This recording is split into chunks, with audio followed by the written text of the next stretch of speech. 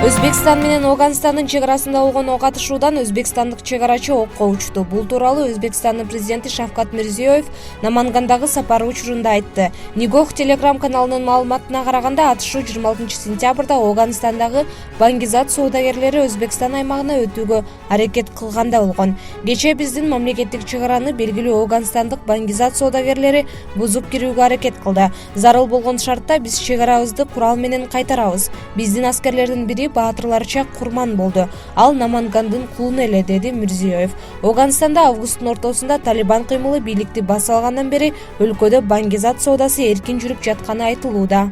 Кыйноолордун алдын алуу боюнча улуттук борбор Жалал-Абад облусуна караштуу Сузак районундагы карылар жана майыптар үчүн жатак жайда тазалык нормалары сакталбай, анын тургундары кызматкерлер тарабынан зомбулукка учурап жатканын жарыялады. Аталган борбор бул жайды көзөмөлгө алып бир катар мыйзам бузууларды аныктаганын кабарлады. Мекемеде атайын изолятор уюштурулган. Директордун айтымында ага коронавируска шектелгендер, спирт ичимдигин ичкендер жайгаштырылат.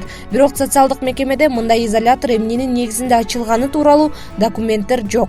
Атайын бөлмөдө адамдардын кармалышы психологиялык зомбулук, басынтуу жана ырайымсыз мамиле болуп саналат, деп билдирет улуттук борбор. Текшерүү учурунда ошондой эле мекемедеги дааратканалар санитардык нормаларга жооп бербестиги, көпчүлүгү иштен чыккандыгы аныкталган. Мекеменин имараттарынын биринде желдетүүчү системасы жок жана санитардык талаптар одоно түрдө бузулган. Бөлмөнүн ичинде адам чыдагыс жит бар. Бул дагы караларга жана ден соолугунан мүмкүнчүлүгү чектелген адамдарга карата ырайымсыз, адамгерчиликсиз жана басынтуучу мамиленин бири болуп эсептелет. Баса албаган тургундар үчүн шарттар каралган эмес деген бүтүм чыкты. Кыйноолордун алдын алуу боюнча улуттук борбордун өкүлдөрү облустук прокуратурадан бардык мыйзам бузууларды текшерип чыгып, мындай фактыларга жол берген кызмат адамдарына чара көрүүнү суранды. Эске салсак, буга чейин Сузактагы жатак жайга аймактагы журналисттердин бири макала даярдаганы барып, директордун орой мамилеси тууралуу кабарлар, маалымат каражаттарына чыккан. Кыйноолордун алдын алуу боюнча улуттук борбор бул окуяга да бийлик өкүлдөрүн көңүл бурууга чакырды. Эскерте кетсек, Сузактагы майыптыгы бар жана каралар үчүн интернат 110 орунду. Бишкек шаардык кеңеши коомдук транспорттун жол кире акысын көбөйтүү боюнча токтом долбоорун карап жатат. Долбоорду вице-мэр Талайбек Орозов сунуштаган. Белгилей кетсек, 2012 жылдан бери жүргүнчүлөр маршруткага 10 сом төлөйт, ал эми муниципалдык транспорттор 8 сом алат. Мэрия жазында 3 вариант сунуштаган. Алар бааны кандай болсо ошондой калтыруу. Муниципалдык транспорттагы бааны 11 сомго, калган жеке менчик фирмалардын киши автобустарындагы бааны 15 сомго жогорулатуу, автобустун жол киресин 15 сомго, троллейбустукун 11 сомго, ал эми маршрутка акысын 19 сомго көбөйтүү. Эске салсак, июндун башында Бишкектин маршрутка айдоочулары жол кире акысын 15 сомго көтөрүүнү талап кылып иш таштаган. Ушундай эле көрүнүш январь айында да болгон. Муниципалитет маршрутканын жол киресин 15 сомго, ал эми автобус, троллейбустагы акыны 11 сомго көтөрүүнү сунуштаган. 30 сентябрда Орусияда жүргөн мигранттардын миграциялык жеңилдиктеринин мөөнөтү аяктайт. Бул тууралуу орусиялык басылмалар жазып чыгышты. Маалыматка ылайык, Орусиянын аймагында жүргөн мигранттар 30 сентябрга чейин миграциялык каттоо, эмгек келишимин түзүү сыяктуу иштерин бүтүрүүсү абзел. Чет өлкөлүк жарандарга жана жарандыгы жок адамдарга карата 30 сентябрга чейин укуктук статусун жөнгө салбаган учурда Орусия Федерациясынын мыйзамдарына ылайык административдик чаралар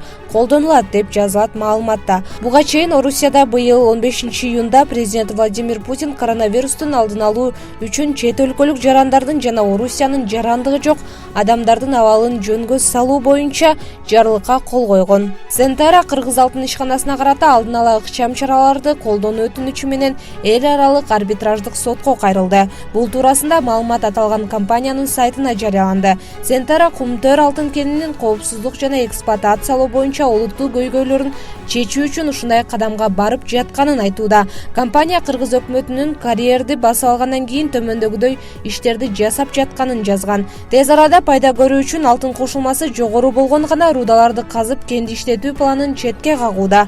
Адистештирилген суу насосторун туура эмес башкарып жатышат. Мунун кесепетинен мөңгүдөн эриген суу өтө көп өлчөмдө карьердин дубалдарынан агып түшүүдө. Ал түйүнө топтолгон сайын кендин эффективдүү иштешине тоскоолдук жаратат, көчүп түшүшү ыктымал. Жер астынан казып алууну пландоо, максатка ылайыксыз геологиялык жана экономикалык көз караштар Сентера компаниясынын көп жылдык инвестициясына эбегейсиз зыян алып келиши мүмкүн. Сентера билдиргендей, кайрылган доосу Бириккен Улуттар Уюмунун эл аралык соода укугу комиссиясынын эрежесине ылайык Стокгольм, Швецияда өтө турган эл аралык арбитраждык териштирүүнүн алкагында каралат. Компаниянын өз дооматында Кыргызстан жана Кыргыз алтын тараптан алтын кенде жасалып жаткан орду толгуз зыянды болтурбоо үчүн арбитраждык соттун акыркы чечими чыкканга чейин ыкчам чараларды колдонууну сурайт.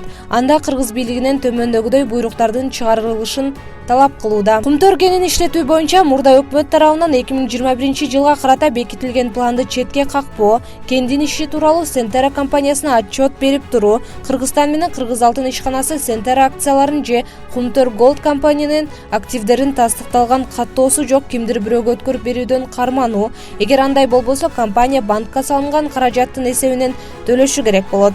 Кыргызстан жана Кыргыз алтын ишканасы арбитраждык процесске аралашуусун токтотсун. Анын ичинде жасалма айыппулдарды салуудан, салыктык доо коюудан, соттук териштирүүлөрдөн, ошондой эле Сентера өкүлдөрү менен кызматкерлерин коркутуудан алыс болсун. Президент Садыр Жапаров коомдук жайларда тамеки чегүүгө тыюу салган мыйзамга кол койду. Бул тууралуу Улуттук кардиология жана терапия борборунун директору Акбай Сарыбаев маалымат жыйынында билдирди. Бул мыйзам жүрөк кан тамыр оорулары менен күрөшүүдө жардам берет, деди ал. Ошондой эле ал жакында маалымат каражаттары мыйзамга кол коюу жөнүндө маалыматты жарыялайт турганын кошумчалады. Жогорку кеңештин депутаттары 29-июлдагы жыйынында Кыргыз Республикасынын жарандарынын ден соолугун тамекинин, никотиндин жана айланадагы тамеки жана аэрозолдун кесепеттеринен коргоо жөнүндө мыйзамга өзгөртүүлөрдү жактырган. Мыйзам долбоорунда коомдук жайларда тамеки тартууга, анын ичинде электрондук тамекиге, кальянга жана аралашмаларга тыюу салуу сунушталган. Ошондой эле кафе жана ресторандарда кальянга тыюу салынат. Жеке ишкер менен сүйлөшүп, Ысык көлдүн эс алуу аймагындагы жер тилкесин тартып алган Ысык көл мамкаттоонун кызмат адамдарынын тобу кармалды. Бул тууралуу УКМКдан билдиришти. УКМКга жаран арыз менен кайрылып, Ысык көлдүн жанындагы аймакта жайгашкан жер тилкесин каттоо маселесине байланыштуу Ысык көл мамлекеттик каттоо кызматынын башчысына чара көрүүнү суранып кайрылган. Бул факты боюнча сотко чейинки өндүрүш башталып, анын алкагында Ысык көл мамкаттоонун кызмат адамдары жеке ишкерлердин бири менен болгон кылмыштуу системасынын далилдери аныкталып, жеке пансионатка ээ болуу үчүн жабырлануучуга таандык жер тилкесинин жанындагы жерди кызмат адамдын менчигине каттоого мажбур болушкан. 28-сентябрда Кылмыш жаза кодексинин 326-беренесинин 2-бөлүгүнүн 1-пунктунда көрсөтүлгөн кылмышка шектүү катары Ысык көл мамлекеттик каттоонун директору, анын кол алдында иштеген кызматкер, ошондой эле жеке ишкер кармалып, УКМКнын убактылуу кармоочу жайына киргизилди. 1-Май райондук соту аларга карата баш коргоо чарасын тандайт. Тергөөдө жер тилкелери менен болгон бүтүмдөрдү аткаруу учурунда Ысык көл мамкаттоодогу коррупциянын системалык көрүнүштөрү боюнча маалыматтар бар. Алар сотко чейинки өндүрүш учурунда текшерилет жана ал аяктагандан кийин бардык кылмышкерлерге юридикалык баа берилет.